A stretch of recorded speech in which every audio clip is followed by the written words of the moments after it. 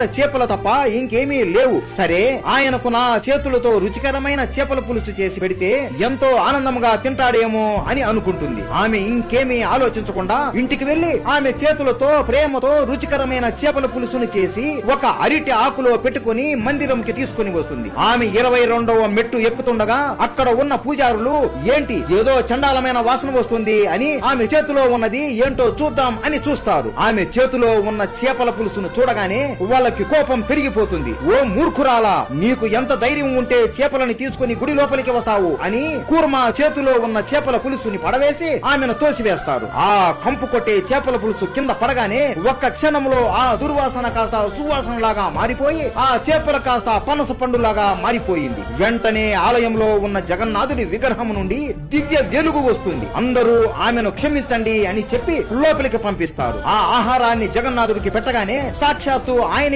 ప్రత్యక్షమై, నా కోసం ఇంత కష్టపడి ప్రేమతో చేశావు కదా తల్లి, దాన్ని వృధా ఎలా కానిస్తాను అని ప్రేమతో మొత్తం తినేసి ఆమెను దీవిస్తాడు. అందరూ జై జగన్నాథ అని కామెంట్ చేసి సబ్స్క్రైబ్